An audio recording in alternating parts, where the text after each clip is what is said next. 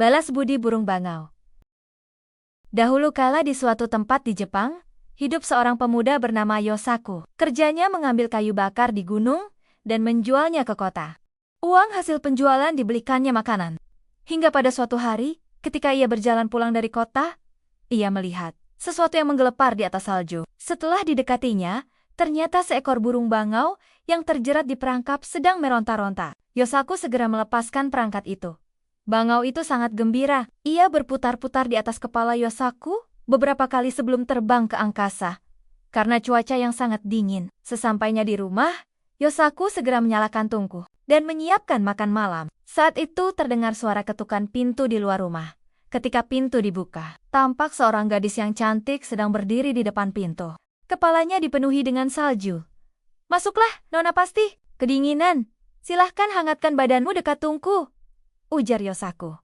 "Nona mau pergi kemana sebenarnya?" tanya Yosaku. "Aku bermaksud mengunjungi temanku. Tetapi karena salju turun dengan lebat, aku jadi tersesat. Bolehkah aku menginap di sini malam ini?" "Boleh saja, Nona. Tapi aku ini orang miskin, tak punya kasur dan makanan," kata Yosaku. "Tidak apa-apa. Aku hanya ingin diperbolehkan menginap."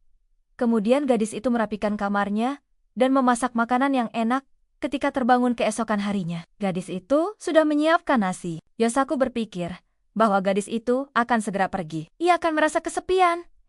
Salju masih turun dengan lebatnya. "Tinggallah di sini sampai salju reda," kata Yosaku. Setelah 5 hari berlalu, salju mereda. Gadis itu berkata kepada Yosaku, "Jadikan aku sebagai istrimu, dan biarkan aku tinggal terus di rumah ini." Yosaku merasa bahagia menerima permintaan itu. "Mulai hari ini, panggillah aku Otsuru," ujar si gadis. Setelah menjadi istri Yosaku, Otsuru mengerjakan pekerjaan rumah dengan sungguh-sungguh. Suatu hari, Otsuru meminta suaminya, Yosaku, membelikannya benang karena ia ingin menenun. Otsuru mulai menenun. Ia berpesan kepada suaminya agar jangan sekali-kali mengintip ke dalam penyekat tempat. Otsuru menenun. Setelah 3 hari berturut-turut menenun tanpa makan dan minum, Otsuru keluar. Kain tenunannya sudah selesai. Ini tenunan Ayanishiki. Kalau dibawa ke kota, pasti akan terjual dengan harga mahal.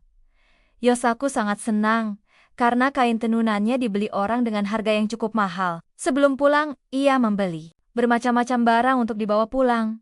"Berkat kamu, aku mendapatkan uang sebanyak ini. Terima kasih istriku." Tetapi sebenarnya para saudagar di kota menginginkan kain seperti itu lebih banyak lagi. "Baiklah, akan aku buatkan," ujar Otsuru.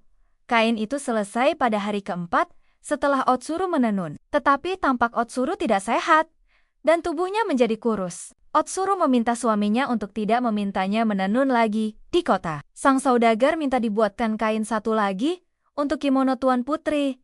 Jika tidak ada, maka Yosaku akan dipenggal lehernya. Hal itu diceritakan Yosaku pada istrinya. "Baiklah, akan kubuatkan lagi. Tetapi hanya satu helai ya," kata Otsuru. Karena cemas dengan kondisi istrinya yang makin lemah dan kurus setiap habis menenun, Yosaku berkeinginan melihat ke dalam ruangan tenun. Tetapi ia sangat terkejut ketika yang dilihatnya. Di dalam ruang menenun, ternyata seekor bangau sedang mencabuti bulunya untuk ditenun menjadi kain. Sehingga badan bangau itu hampir gundul kehabisan bulu. Bangau itu akhirnya sadar dirinya sedang diperhatikan oleh Yosaku. Bangau itu pun berubah wujud kembali menjadi Otsuru.